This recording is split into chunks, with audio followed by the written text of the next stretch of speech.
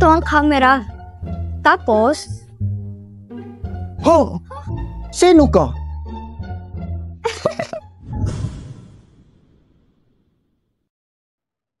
May nipin akong tao. Mag-umpisa na tayo. Nakita ko na ang script na ito at ang ibang parte nito ay kailangang palitan. Gawin natin siyang main character. Tama. Gawin natin siyang main character.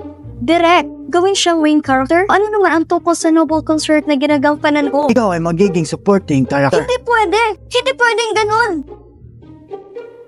Kung ayaw mo umarte, Mr. Gu, ako ay palaging gumaganap na bida. Kaya kung palitan, ako ang gaganap na prinsesa. yung karakter ng prinsesa ay nasa 22 taong gulang. Tingnan mo lang, napakatanda na. Direct Gu, hindi pa natin naaayos ang mga actors. Sa tingin mo ba, bagay ako? Ikaw? Mr. Go, alam mo kung ano, bagay talaga siya para sa papel na iyo sa ating drama. Talaga, Direct Gao? Talagang bagay ako? Pinanganak akong maganda. Paano naman ikaw? Sa tingin mo, ang direktor ay nagsasalita lamang ng dahil pinsan ka ng big investor. Nagsiselos ka lang, matandang dalaga. Sino ang tinatawag mong matandang dalaga? Paano ang isang matandang ang gaganap sa teenage lead? Isang tao na may maliit na mukha ang bagay na gumanap bilang prinsesa. Iisipin mo bang bagay ka sa papel sa drama? Pero, sino ang babagay para sa akin? Tingnan mo, ito. Ano? Gusto mo akong gumanap bilang isang matandang pato galing sa Changqiang Loop? Pero Kian, ano ang tinatawa-tawa mo? Hindi ako. Pinag-uusapan namin ang casting. May oras ka pa para tumawa?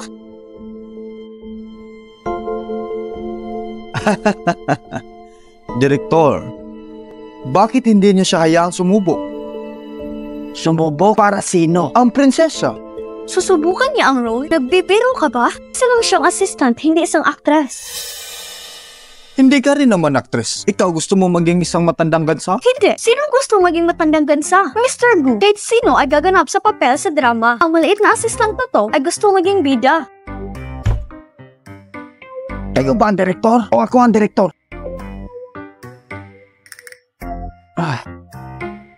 Ikaw. Subukan mo. Ako? Ikaw nga. Subukan mo ang mga linya.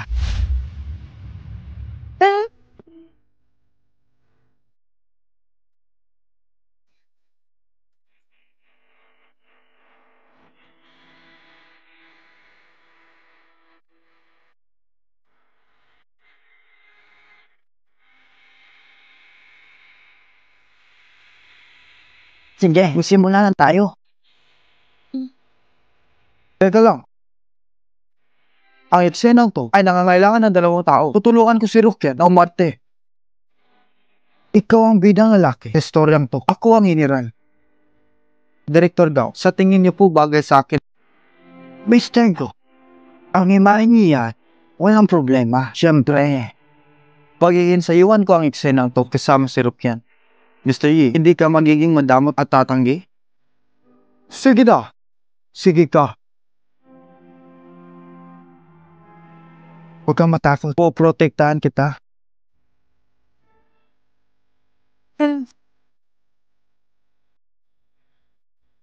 Magsimula na tayo. Naku, hindi. Paparating na sila. Ano ang gagawin natin? Prinsesa, umalis ka na. Paharangan ko ang mga kalaban. Hindi ako aalis. Kung aalis ka, aalis rin ako. Wala na tayong oras.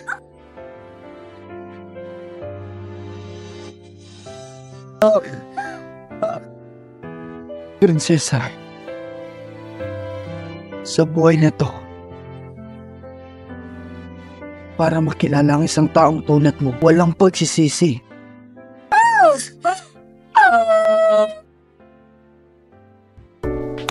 Napakagaling. Napakausay mo.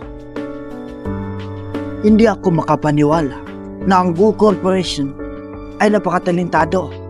Mr. Gu, ang papel ng Big Shot. Paano kung gagampanan mo ito? Kung walang pakialam si Mr. Gu, kung gayon ay mabuti. Okay lang, alika-alika. Isulat natin muli ang script. Tara na.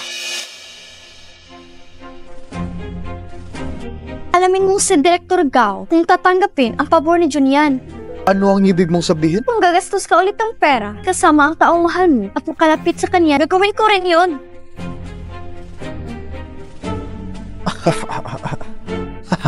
Mr. Yi, dumating ka para hanapin na para tignan ang script, di ba?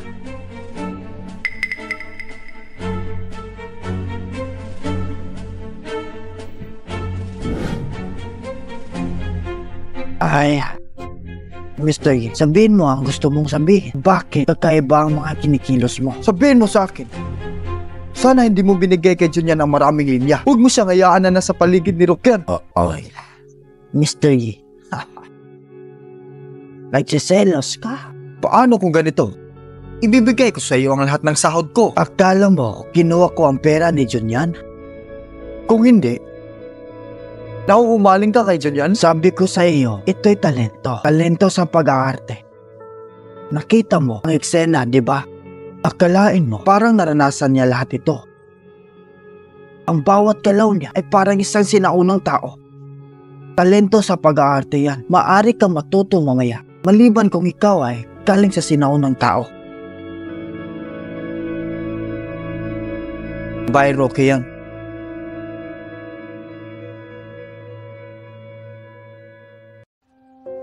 Bye, Rokyan.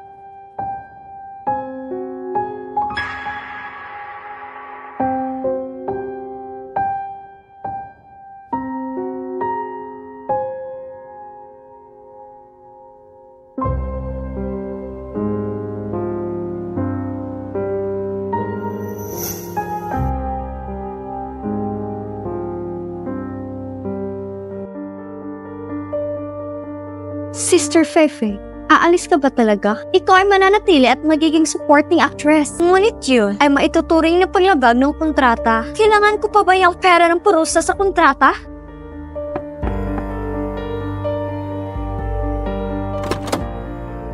Master. Lumabas ka muna. Pag-iusap. Tay! Tay, bakit ka pumunta rito? Tinabi ko sa iyo makipagrelasyon ka kay Yemenshin. Hindi mo siya makuha? Gusto mong tumakas? Hindi naman sa ganoon, Tay. Huwag mo akong tawagin na tatay. Bilang isang actress ay maganda. Mas maganda ba ito kaysa sa pagiging corporation? Kung ikaw ay nasa talento show na yun, nanalo ka lang dahil gumastos ako ng 2 milyon. Makuha ang 4 na urado para piliin ka. Ang kasikatan mo ay lahat galing sa pera ko. Nagbayad din ako ng trending topics. Dapat ka makinig sa akin. Kung hindi, isisiwalat ko ang lahat. Ang marumi mong gawain. Itatakwil kita sa industriyang to. Tay, pakiusap. Sabihin mo sa akin, anong gagawin ko ngayon? Anong gagawin mo? Kunin mo ito. At kumuha ka ng oras para ibigay ito kay Yemenshin. Tay, naisip mo na ba tungkol sa gagawin ko sa buhay? Kapag nasa akin na ang Ye Corporation, kinokontrol ang kalahati ng industriyang entertainment. Pero anak niyo pa rin ako. Kahit hindi ako tunay na anak, iisipin ko rin ang reputasyon ko. Kailangan mo mamili, reputasyon o buhay.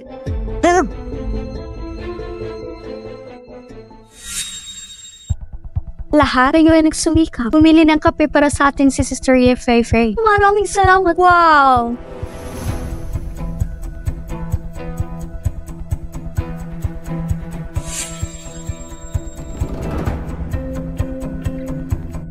Ano yung dala-dala mo? Kape. Ibigay mo sa akin. Ito ay para kay Mr. Ye. Isang tasa lang na kape? Talaga?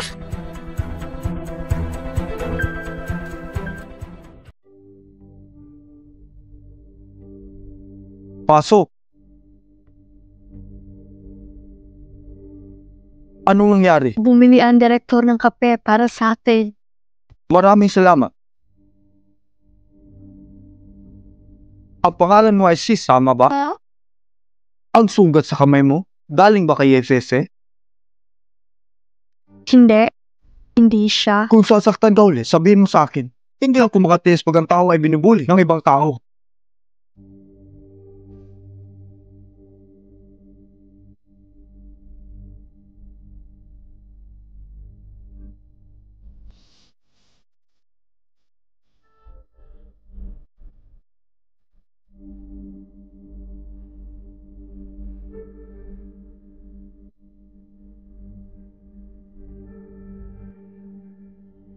Ayos ka lang ba?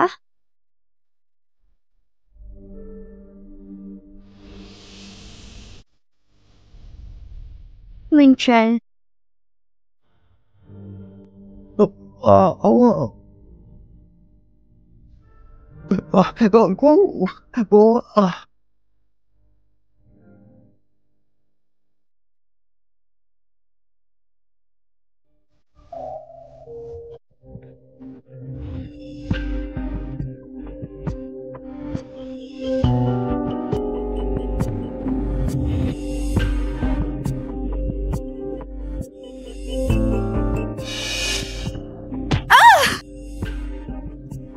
mukhang itong kape ay talagang may problema. Isang sikat na aktres gumagawa ng ganitong kabagay-bagay. Mr. Yi, ayos ka lang ba? Ikaw ba ay talagang may sakit? Gusto mo ba ako?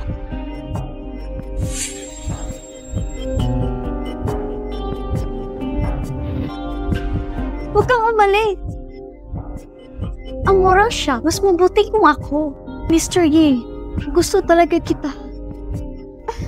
Ikaw na babae ka. Bumangon ka. Akin ang sumisyon. Ay, akin. May nangyari kay Mr. Yi. Akin. Akin. Ow. Ow. Tulong. Tulong. Buksan niyo ang pinto.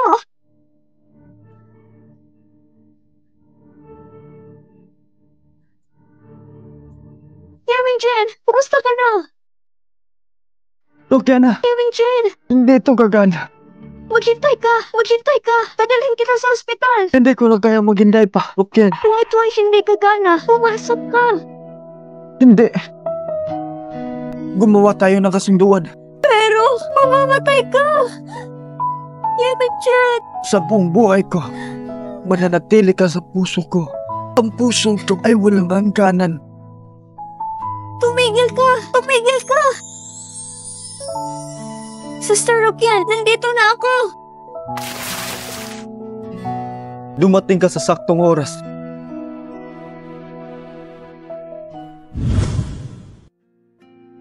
Ang tamis mo. Kasing tamis ng labi mo.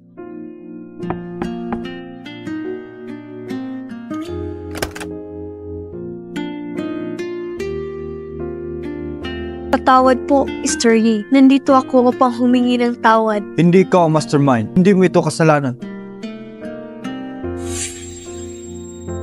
Ito ay...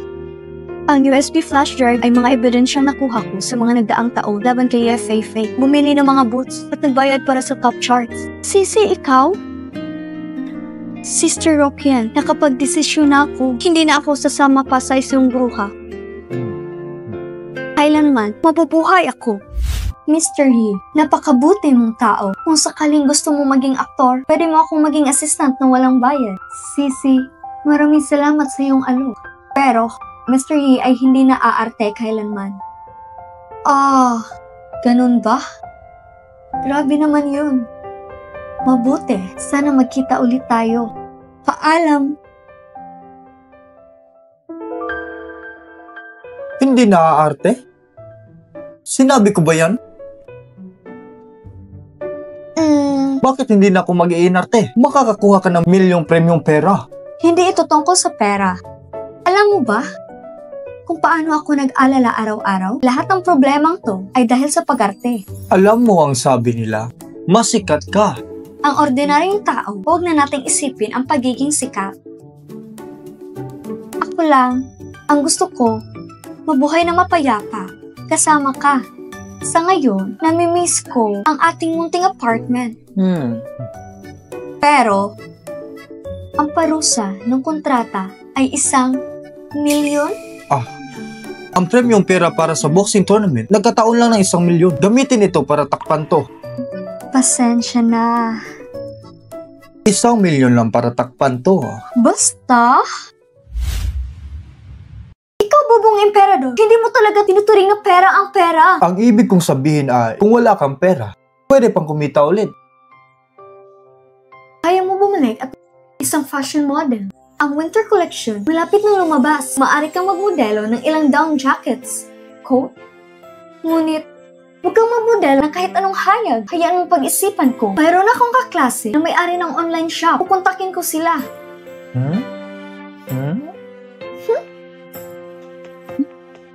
Ming-Shen! Ming-Shen! Oh. Ming-Shen! Nasaktan ka ba? Bakit ka pumunta rito? Ikaw bata, isang bagay na malaki tulad nito na nasa ospital. Huwag ka, nakita ko ang balita at pumunta agad rito. Tatay? Tatay. Siya? Ang iyong emperador na ama? Ang iyong emperador na ama? Tay, hindi ba nag-film tayo? Rokyan? Ming-Shen, ang iyong amang emperador? Naglakbay din sa panahon? Hindi. Nung nakaraan, nung nasa parke ako, at ako, nakita ko ang matandang lalaki. Natumba siya. At tinulungan ko siya. Tinulungan ko siya makauwi. Ang matandang lalaking to, nakita ang kabutihan ko at inampun niya ako bilang anak niya. Ikaw na maliit na bastos. Tay. Kahit naampun mo ako, napakabuti mo sa akin. Ang bait niyo talaga. Tinatrato kita parang tunay kong ama. Oo. Oh, Master. Gusto ni Master na itago ang sikretong to. Ayaw niya. Ha? Sige. Anak. Talaga? Totoo nga. Tama. Isang tao lang ang mabait na tulad mo ang makagagawa nito.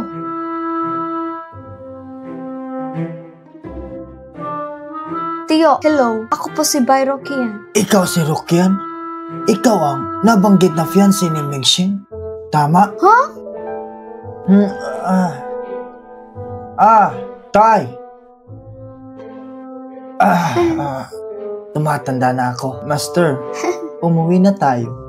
Hayaan niyo makapagpahinga si Master. Sige. Magpahinga ka ng maayos. Ming-Shen.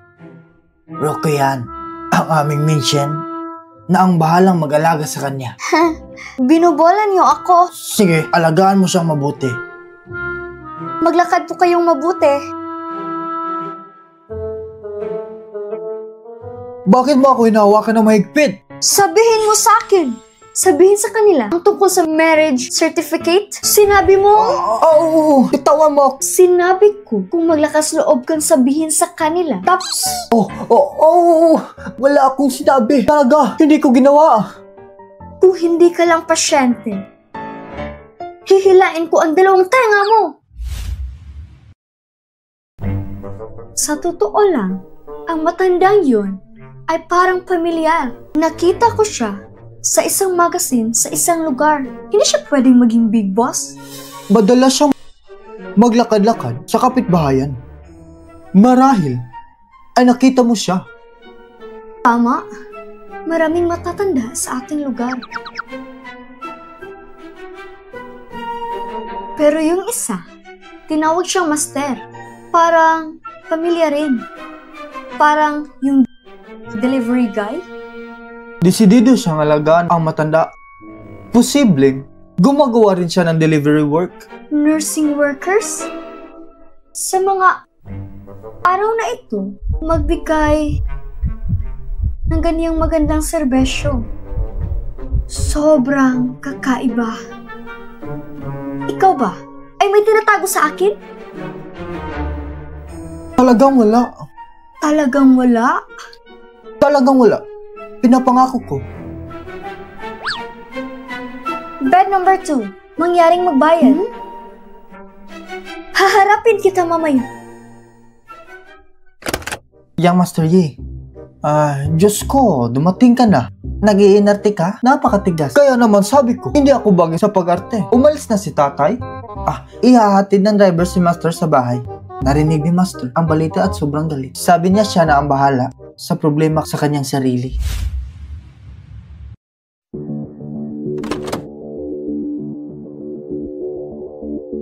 Pangalawang kapatid, gusto mo ako makita?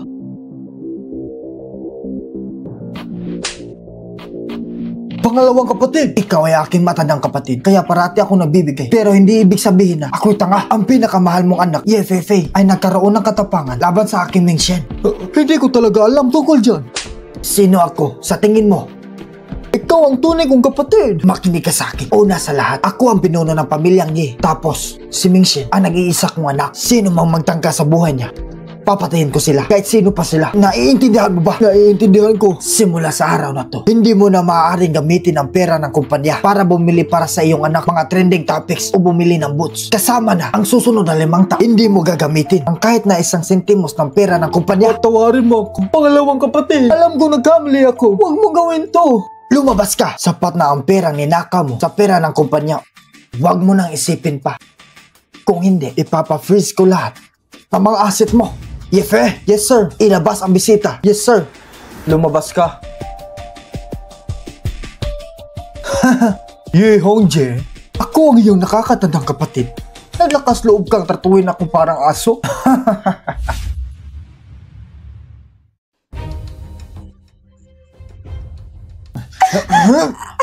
Maliit na babae. Sino ka ba? Anong sinusubukan mong gagawin? Kalma, hindi ako interesado sa'yo. Kung meron lang akong pera, hindi ko gagawin to. Ang maruming trabaho, hindi ko gagawin to. Ha? Nakakita ka na ba ng thunderstorm? Tignan mo, mayroong alambre banda roon. Mataas na bultahe. Itutulak ko siya, papunta doon. Pagdating ni Ming-Shen, kung hawakan niyo ito, zap! Para siyang saving sa thunderstorm. Makukuryente siya. Bakit mo siya sasaktan? Hindi siya dapat mabuhay sa mundong ito. Anong sinasabi mo? Na nag-iisang tagapagmana, kailangan niya mamatay. Kung gaya ng matandang geezer, tapos ang lahat ng pera ng pamilya ay mapapasa akin. Ang tagapagmana ng pamilya Yi? Aalahanin mo na Kara, nahulog siya sa bangin. Ako ang nagdala sa kanya sa bundok. Hindi siya namatay. Kailangan niya mamatay ulit. Hindi ba ito nakakagulo?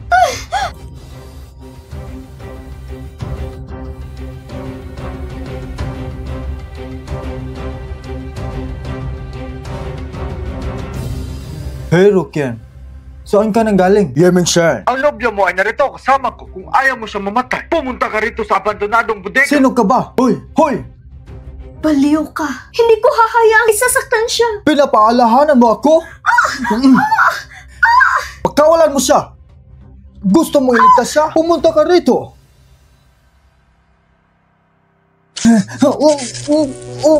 Bakit hindi siya nakurente? Napakahina ng bultahe. Mamatay ka! Ming-Shen!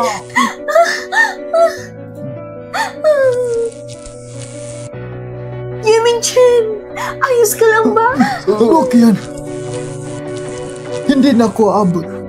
Ang paa ko. Ang paa ko. Ming-Shen! Babalik ka na. Mula sa libong-libong inom, iinumin ko. Ang galing sa'yo. Hindi mababago ang puso ko.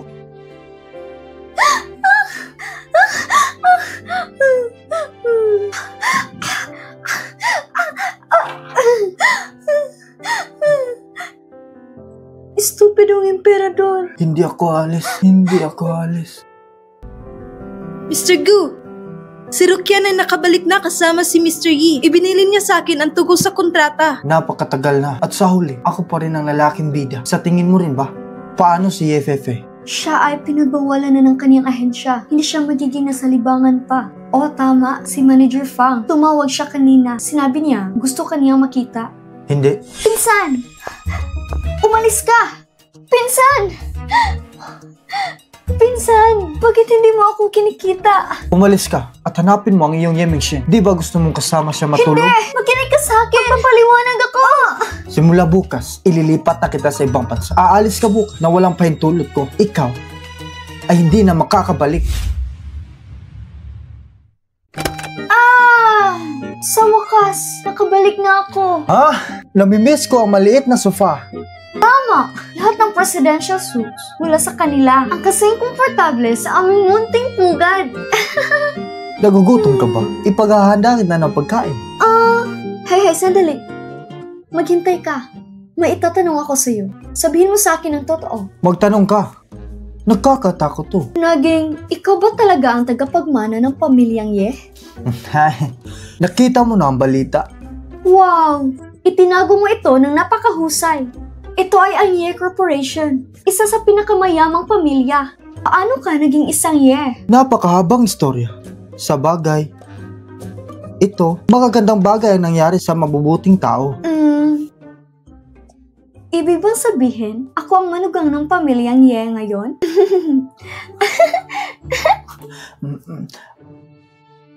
Ngayon, kaya ko, payagang dadalhin ka para makilala ng pamilya ko.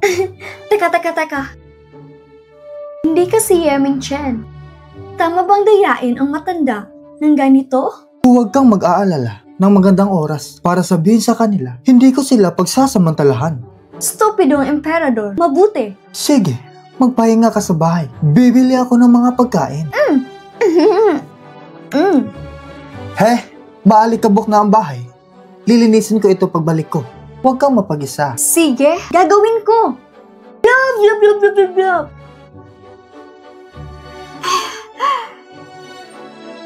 Maliit na kuneho.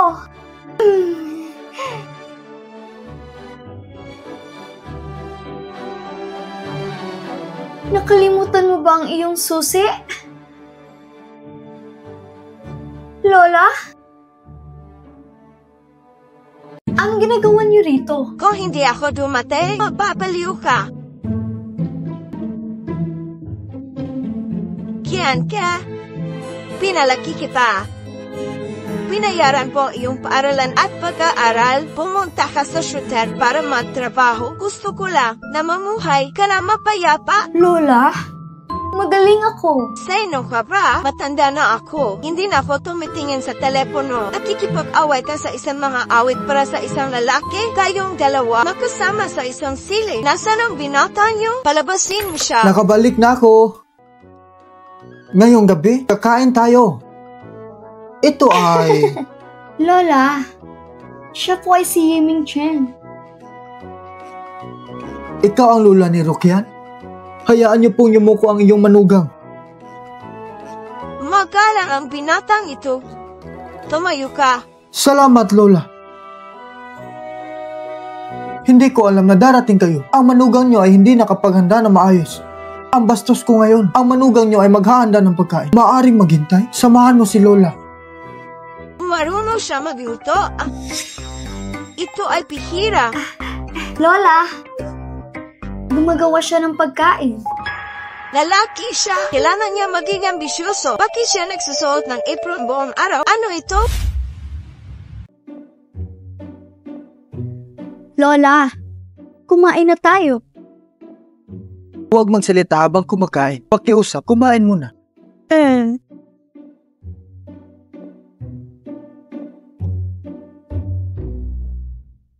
Mabait ang batang to. Napakagwapo pa. Hindi nagkamali si Kian. Binubulan niyo ako. Nahihiya na ang iyong manugang. Dahil may nararamdaman ka para kay Kian. Bakit hindi mo siya pakasalan? Sa katunayan, kami ay... Nakuha niya ang inyong marriage license? Ito ay kabalbagan. Ang iyong manugang ay gustong itago ang tungkol sa kasal. Kasalanan to ng iyong manugang. Itinako mo ito? Gumawa ka rin bagay na wala sa ayos. Hindi niyo maaring tawakin ang sarili niyo na mag-asawa. Iisipin ng mga tao na mayroon kayo anak. Oh, Lola. Lola, papakasalan ko si Rukian. Hindi ko kayo bibiguin. Alam ko merong pera ang iyong pamilya. Pero ayaw namin ang pera ng pamilya niyo. Huwag mong gamitin ang mga mamahali regalo ng kasal para insultuhin kami. Ang kagandahang asal ay hindi lamang tungkol sa pera. Sabihin mo sa akin kung ano ang iyong kagandahang asal. Ang pagsunod sa mga patakaran, hihilingin ko sa aking ina. Pagkatapos ay tanungin ng pinuno ng nayon ang tala ng regalo, ang welcome ng isang bushil, isang paa, isang timbangan, isang salamin, isang abakos, walang kulang. Tapos pumili ng magandang petsa. Magkakaroon tayo ng 8 tao. Talada na siya pa uwi. Nakakatuwa talaga ang pinatang to. Naghanda siya ng mabuti. Ang emperador ay galing sa sinaunang panahon. Siyempre, siya ay pamilyar sa mga kagandahang asal. Huwag kang mag-alala, Lola. Mamahalin ko si Rukian hanggang sa matapos ang mundo. Ang pusong ito ay hindi magbabago. Tumigil ta, iisipin ng mga tao na ang matandang to ay masyado mapilit. Tignan mo, pumayag si Lola. Ang ikatlong tungtungin. Ano ang sinusubukan mong gagawin? Huwag mo nang isipin. Ano ang iyong iniisip? Pinag-uusapan ko ang ikatlong tuntunin. Malapit na tayong ikasal. Hindi na natin kailangan ng problema. Ibang tao, dapat palitan na lang. Tama?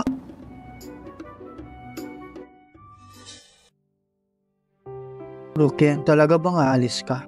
Mr. Gu, salamat sa lahat ng tulong mo. Sinuko mo ang iyong pangarap para kay Mr. Yi. Sigurado ka ba riyan? Alam ko, pinaghirapan kong kunin ang trabahong to. Ngunit, upang maiwasan ang hindi pagkakaunawaan, isinaalang-alang ko lahat. Kaya, ito ba isang banta?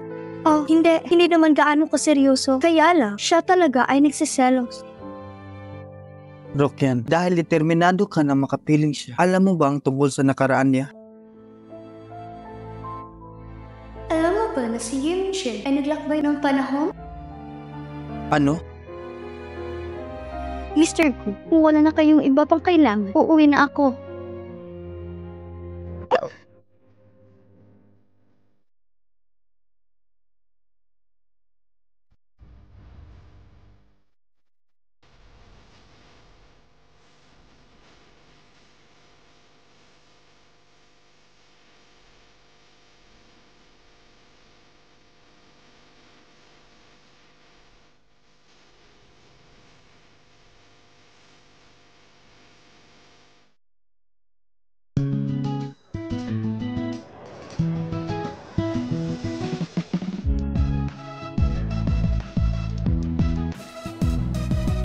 Roma at Bright ay handa na para sa kasal. Woo!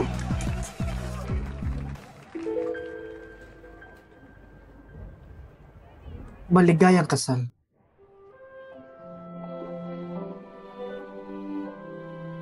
Mr. Go, teka lang. Mula noon, si Mr. Go ay narito para sa kasalan. Mayroon ka bang mga wedding prank? Siyempre! Ang laro sa araw na ito ay tinatawag na huliin ang binordang bola. Ang larong ito ay napakasimple. Kailangan mong gumamit ng pana para matamaan ang binordang bola. Tapos, tamaan mo ang silid kasalan. Napakalayo. Talagang ito ay napakadali. Kahit mga bata ay makapaglaro nito. Hindi. Ito ay napakasayang araw. Hindi pwedeng gumamit ng dahas. Ang palasong ito ay hindi kayang pumatay ng manok. Oh, napakasayang araw. Hindi pwedeng gumamit ng dahas. Huwag mong sabihin, hindi matamaan ng nobyo ang target. Paano siya makapunta sa silid kasalan? Paano kung? Hindi. Kung nasa akin ang katawan ni Pigeon, kaya kong matamaan mula sa 100 na hakbang layo. Hindi masama ang martial art ni Yemengshik. Ano ang kinakatakot niya? Ano? Simula nung bata pa, nakabisado ko ng lahat. Bakit masama ako sa pamaman? Hindi ka makakapana ng palaso? Di ba kampiyon ka sa martial arts? Magaling ka talaga? Ipakita mo sa amin. Ipakita mo sa amin.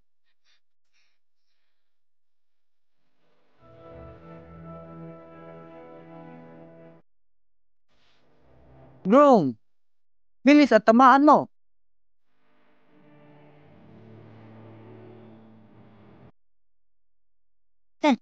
Wah! Hindi siya marunong bumaril ng palas. Pagkatapos sa uling buhay, sino ang pumana sa akin?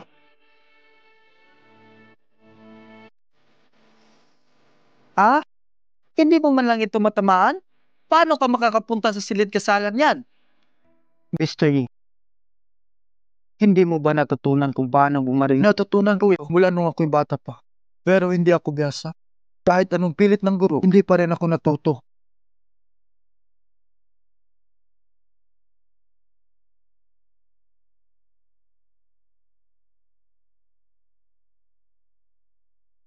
Mahusay! Woo!